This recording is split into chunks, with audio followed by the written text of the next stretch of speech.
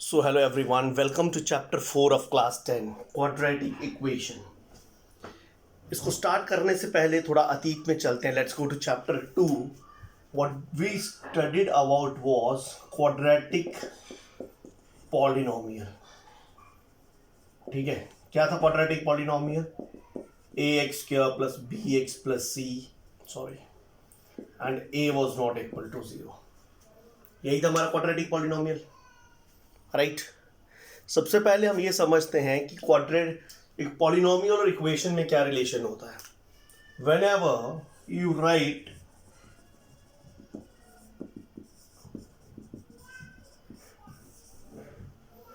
जब आप एक पॉलिनोमियल को जीरो के बराबर कर दोगे, when you equate a polynomial to zero, ठीक है, वो जो आएगा that will be known as an equation, right sir. So equation क्या होती है? Polynomial equated to zero. हमारा टॉपिक है क्वाड्रेटिक इक्वेशन. अब इसको यहां पे पुट करेंगे तो पॉलिनोमियल की जगह हम क्या पुट करेंगे? Quadratic polynomial equal to zero. So when I do a quadratic polynomial equal to zero, what I get is a quadratic equation, right. Quadratic polynomial की क्या कंडीशन थी हमारे पास? क्वाड्रेटिक पॉलिनोमियल की कंडीशन थी ax² plus bx plus c करके side पे the coefficient of degree 2 should not be equal to 0, है ना. पॉलिनोमियल की डिग्री तभी डिफाइन होती थी जब उसके हाईएस्ट डिग्री का कोफिशिएंट क्या हो? Non zero. तो यही चीज जब मैं यहां पे लिखूंगा तो ये मेरे पास आ जाएगा ax² plus bx plus c equal to 0 with a not equal to 0, that is the coefficient of x square is not equal to 0. I hope it is clear everyone. So this is the criteria we will be using and this is what is the definition of quadratic equation. So आज के बाद हमें कोई पूछता है what is a quadratic equation? So any equation of the type ax² plus bx plus c equal to 0 where the coefficient of degree 2 जो है that is non-zero is a quadratic equation. This is a quadratic equation in one variable. और यहाँ पे variable क्या लेके चल रहे हैं हम लोग? x, right. एक चीज हमने और पढ़ी थी, अगर आपको याद होगा चैप्टर 2 में what we talked about was zeros of a polynomial. अब दो टर्म्स हमारे पास और आती हैं, एक आती है जीरो और एक आता है root.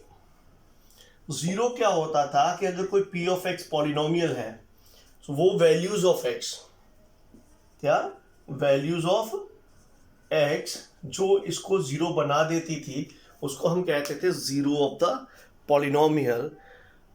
And if you talk about if you talk about the root, what the root will be, root is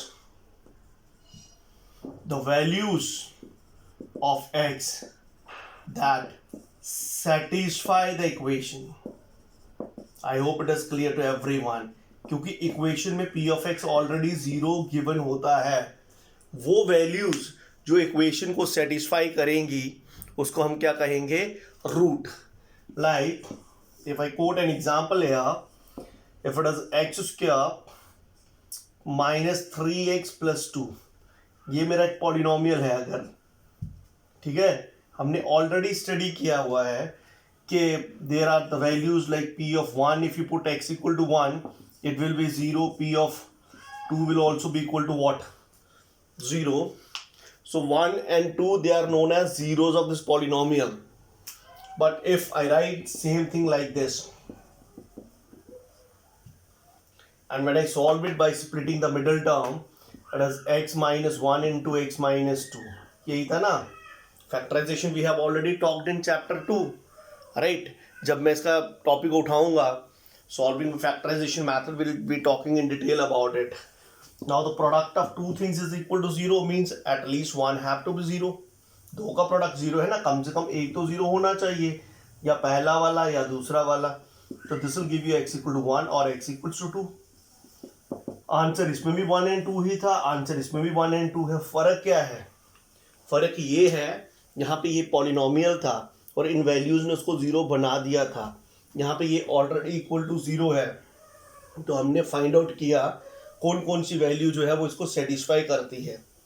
so values of x that satisfy the given quadratic equation are said to be the roots of the quadratic equation.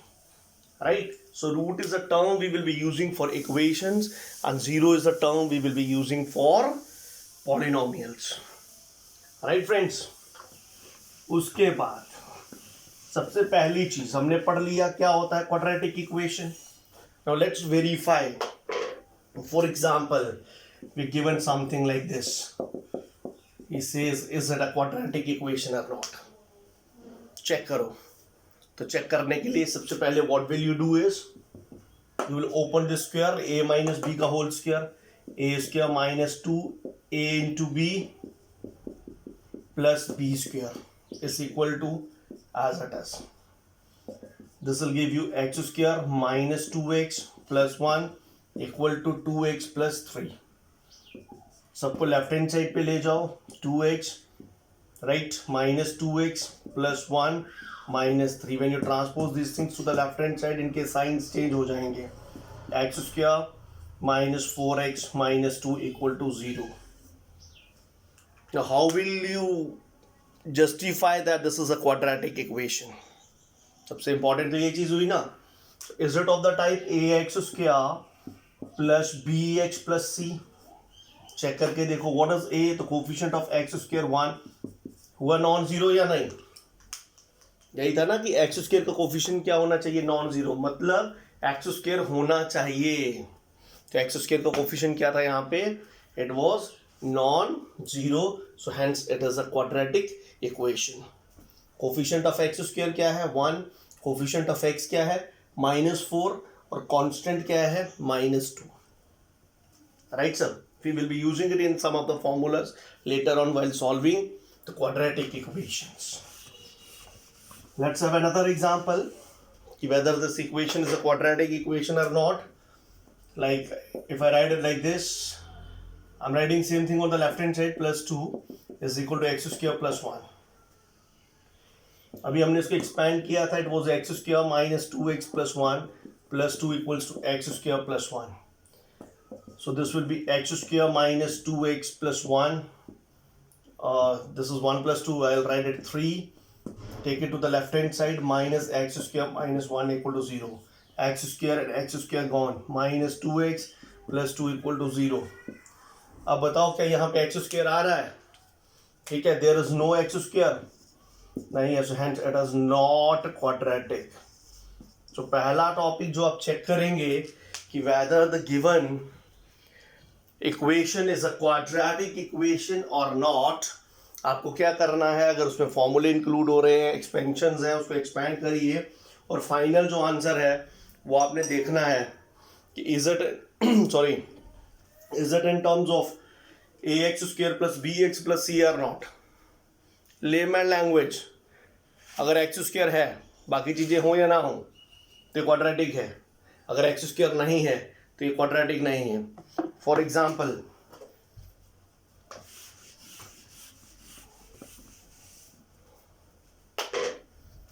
even if it is x square equal to 0 only, it is a quadratic equation. ठीक है. if it is x square minus 1 equal to 0, x square plus 3 equals to 0, all these are quadratic equations. मालूम में x ना भी हो, क्योंकि मैं इसको क्या लिख सकता था, I could have written it like this, x square plus 0x plus 0 equal to 0. This I could have written as x square plus 0x minus 1 equal to 0. This is x square plus 0x plus 3 equal to 0. But अगर मेरे पास 2x minus 3 है, इसको अगर मैं लिखता हूँ 0x square plus 2x minus 3 equal to 0, तो coefficient of x square क्या आ रहा है यहाँ पे, 0. और यही हमारी कंडीशन थी that this thing should have been not equal to 0. Hence this is not a quadratic equation.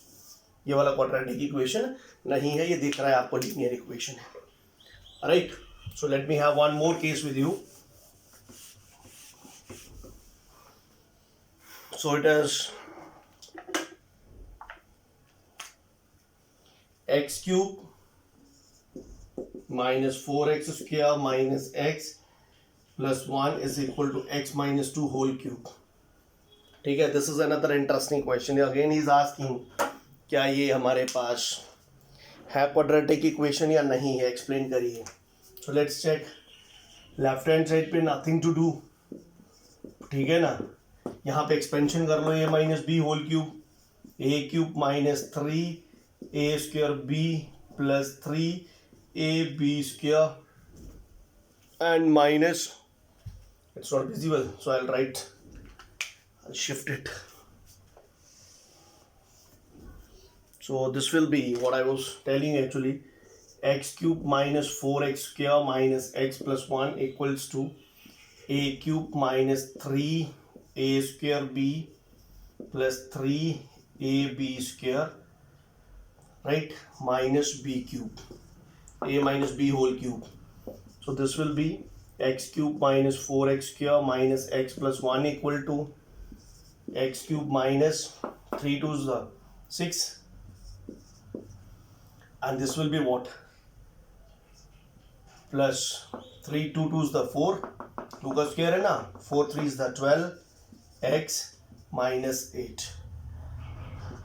Take everything to the left hand side, x cube minus 4x square minus x plus 1, अब इन सब का sign उधर जाके change हो जाएगा, minus x cube plus 6x square minus 12x plus 8 equal to क्या हो गया, 0.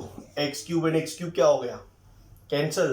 सो what are you left with, 4 and 2, 6x square minus 1 minus 12 minus 13x 1 plus 8 is 9 equal to 0. Simplification I hope हम सबको आती ही है कि whenever you get an algebraic expression, ठीक है, तो पॉलिनोमियल्स में जो ऐड करने के लिए क्या करते हैं, हमेशा लाइक टर्म्स को ऐड कर दिया जाता है. तो यहाँ पे क्या था, माइनस 4x स्क्वायर था और प्लस 6x स्क्वायर था, तो माइनस 4 प्लस 6 इज वॉट, 2. एक माइनस x था, माइनस 12x था, तो कितना हो गया हमारे पास, minus 13. And similarly for constants, right sir. So this is how can you verify whether the given equation is a quadratic equation और नॉट. यहाँ पे काफ़ी सारी हेल्प मिल गई हमें चैप्टर 2 की. चैप्टर 2 की हेल्प अभी ख़त्म नहीं होती. एक और मेथड आता है हमारे पास, फैक्टराइजेशन वाला method, splitting the middle term method जिसको हम कहते हैं, जो हम क्वाड्रेटिक इक्वेशंस को सॉल्व करते हैं. तो solving a quadratic equation, first method is by splitting the middle term, that's factorization.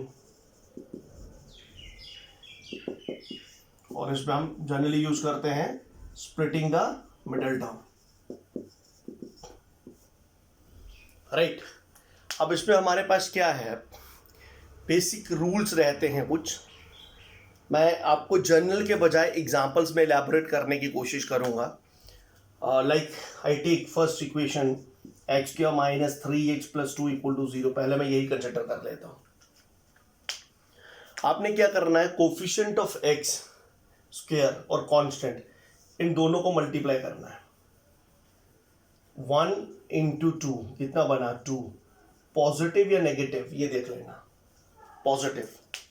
अगर a इंटू सी का प्रोडक्ट पॉजिटिव बने तो जो मिडल वाली टर्म है वो दो हिस्सों में स्प्लिट होगी और दोनों का साइन सेम होगा.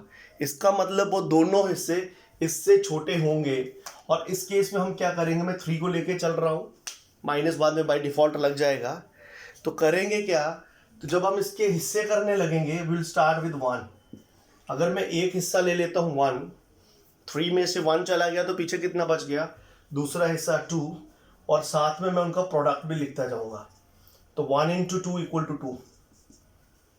मेरी रिक्वायरमेंट पूरी होगी, ठीक है. मैं वापस दोहरा रहा हूं, अगर हमारे पास, ठीक है सर, कभी भी ऐसी सिचुएशन आ जाए जब हम मल्टीप्लाई करेंगे फर्स्ट और थर्ड को और दोनों का प्रोडक्ट जो है वो क्या आ रहा हो हमारे पास, पॉजिटिव आ रहा हो, उस केस में जो मिडिल टर्म है उसका स्प्लिट हमेशा 1 से स्टार्ट करिए. आपके लिए इजी हो जाएगा क्वेश्चन को अंडरस्टैंड करना. और जो दोनों हिस्से उसके होंगे वो दोनों इससे छोटे होंगे. सो this will be x square minus, कौन कौन सा हिस्सा आया, 1 और 2, ठीक है. एक हो गया 1x और दूसरा हो गया 2x plus 2 equal to 0.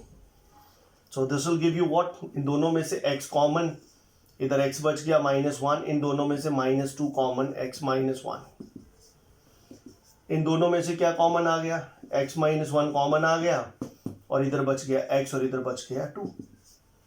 Again same funda, product of two things is equal to 0. क्या मतलब हुआ, it means that either this is equal to 0 और दिस इज इक्वल टू 0. इसका मतलब हो गया या तो x1 है या फिर x2 है. ये दो जीरोस आ गए, राइट. बाद में आपने क्या करना, इसकी वैल्यू उठानी, यहाँ पुट करके चेक कर लेना कि आंसर सही आता है या नहीं आता है. जब आप x को 1 पुट करते हो तो क्या बनेगा, 1 स्क्वायर -3 इंटू 1 + 2, 1 - 3 + 2, 3 - 3 = 0. वेरीफाई हो गया. सिमिलरली x को 2 पुट करके you will try it yourself, right sir. ये पहली टाइप रह जाती है स्प्लिटिंग द मिडल टर्म में, जब मिडल वाली टर्म नेगेटिव हो लेकिन पहली और तीसरी टर्म का प्रोडक्ट क्या हो रहा हो, पॉजिटिव. अब मैं एक और केस कंसिडर करूंगा. 3 ही टेक्निक से splitting the middle term, right. If I take something like this, x² + 5x + 6 = 0, right. Again when you multiply this first and third, अगर मैं x को नहीं करते सिर्फ कोफिशिएंट्स को मल्टीप्लाई कर रहा हूँ, 1 × 6 = 6 which is positive. Again positive आ रहा है, product of first and third term, ठीक है. फिर वही मतलब हो गया कि 5 को आप तोड़ोगे 2 पार्ट्स में, राइट. और नियर बाय स्टार्ट करो आप, you can start with 1 only, number छोटा है. सो 1 और 4, 1 + 4 5 होता है ना, मल्टीप्लाई करके देखो कितना बनता है 4. हमें प्रोडक्ट कितना चाहिए था 6. तोड़ तो सकता था मैं 5 को 1 और 4 में, लेकिन ये मेरा पर्पस सॉल्व नहीं कर रहा. 1 के बाद फिर क्या ले सकता हूँ मैं, 2. अब अगर मैं पहला हिस्सा 2 लेता हूँ, दूसरा हिस्सा क्या बनेगा 3, तभी तो 5 बनेगा, 2 और 3. अब मल्टीप्लाई करो 2 × 3 6. तो मेरी रिक्वायरमेंट पूरी हो रही है या नहीं हो रही है. So again I am repeating it, पहली और तीसरी टर्म का प्रोडक्ट पॉजिटिव, मिडल वाली टर्म 2 ऑप्शन, या तो पॉजिटिव या नेगेटिव. नेगेटिव हमने पहले कर लिया था, पॉजिटिव हम अब कर रहे हैं. दोनों केसेस में एक ही चीज़ थी कि मिडल वाली टर्म जब हम तोड़ेंगे तो आप उसके जो हिस्से स्टार्ट करोगे, take the first part as 1, फिर दूसरा ले लो. रिक्वायरमेंट मीट होती है, ठीक है, नहीं तो नेक्स्ट पे मूव करे जाओ, नेक्स्ट पे मूव करे जाओ. सो this will give you what, x² + 2x + 3x, यही बने ना दो हिस्से, +6 = 0. इन दोनों में से x कॉमन, x + 2, इन दोनों में से 3 कॉमन, x + 2, और यहाँ पे क्या हो जाएगा, x + 2 कॉमन, तो पहले में x बच गया और दूसरे पे इधर x बच गया और इधर क्या बच गया 3. इधर x + 2 = 0 और x + 3 = 0. इसका मतलब x = -2 और -3. वेरीफाई करना हमने पिछले वाले केस में डिस्कस कर लिया था. Is this clear, right sir. So जब भी फैक्टराइजेशन करनी है, स्प्लिटिंग द मिडल टर्म लगाना है, सबसे पहले फर्स्ट और थर्ड टर्म का प्रोडक्ट ले लेना है. अब इसमें आ जाती है टाइप 3. टाइप 3 में क्या रहता है हमारे पास,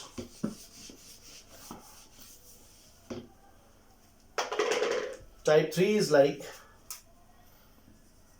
x² + x - 12 = 0. जनरली हम हाईएस्ट डिग्री के कोफिशिएंट को पॉजिटिव ही रखते हैं, अगर नेगेटिव भी हो तो ओवरऑल माइनस कॉमन निकाल देते हैं जनरली, बट आपका चॉइस है. x² भी नेगेटिव हो सकता था, बट यहाँ पे मैंने कौन सा कंसिडर किया, इसमें फर्स्ट टर्म और थर्ड टर्म के साइंस ऑपोजिट होंगे तभी तो उनका प्रोडक्ट नेगेटिव होगा. 1 × -12 = -12 is equal to negative. Now this is the case when the product of first and third term is negative, right friends. जब प्रोडक्ट ऑफ फर्स्ट और third term negative हो जाएगा तब ये मिडल टर्म जो होती ये डिफरेंस ऑफ 2 पार्ट्स होती. जब वो प्रोडक्ट पॉजिटिव आ रहा था तब वो क्या थी, सम ऑफ 2 पार्ट्स थी. अब ये क्या होगी, डिफरेंस. कितना कोफिशिएंट है यहाँ पे x का, 1 को लिख लूं, राइट. अब आप इसका पार्ट 1 नहीं लेके चलोगे. जब ये डिफरेंस होता है तो जितनी भी ये वैल्यू होगी उससे एक नेक्स्ट वैल्यू से आप स्टार्ट करोगे, और जो मिडल वाला टर्म होगा वो क्या होगा, डिफरेंस होगा. इस पर प्लस नहीं होगा, दोनों का माइनस होगा.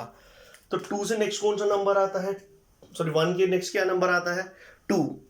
अगर मैं 2 लेता हूँ एक हिस्सा, 2 में से क्या माइनस करूंगा तो 1 आएगा। मल्टीप्लाई करके देखो, मेरी रिक्वायरमेंट मीट नहीं हुई। ठीक है, नेक्स्ट क्या आ सकता है 2 के बाद? 3, तो 3 में से क्या माइनस करूंगा तो 1 आएगा। 2, तो 3 2 से क्या हो जाएगा? 6। मेरी रिक्वायरमेंट अभी भी मीट नहीं करी। तो उसके बाद नेक्स्ट क्या आ सकता है? 4 में से क्या माइनस करूंगा तो 1 आएगा। 3, 4 3 से कितना होता है? 12। मेरी रिक्वायरमेंट मीट हो गई।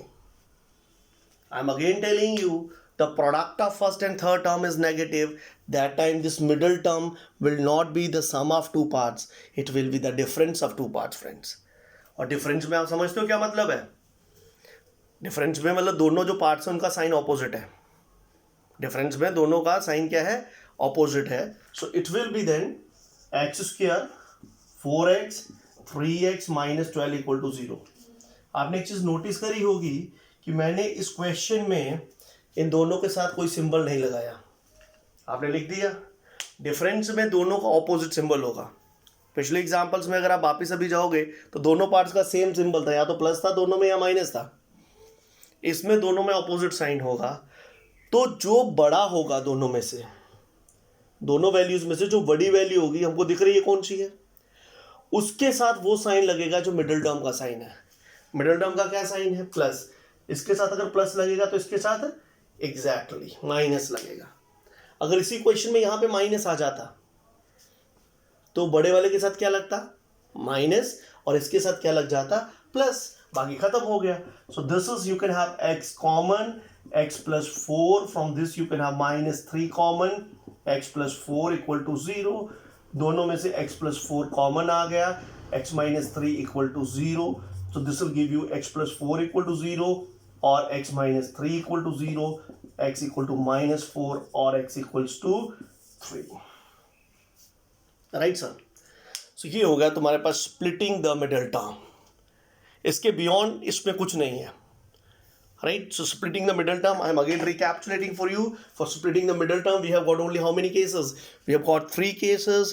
Case number 1, when the product of first and third term is what? Positive. Right? Case number 2, again when the product of first and third term is what? Positive. Case number 3, when the product of first and third term is what? Negative. Right? तो जब product positive होगा first and third term का, जो middle term होगी, ठीक है, that will be sum of two parts. और जब प्रोडक्ट नेगेटिव होगा, जो मिडिल टर्म होगी, that will be the difference of two parts. Difference start करने के लिए हमें मिडिल टर्म की जो वैल्यू है उससे एक ज़्यादा चलना पड़ेगा, ठीक है, और सम के लिए हमें 1 से स्टार्ट करना पड़ेगा। Now if you take, I will take one more case for this.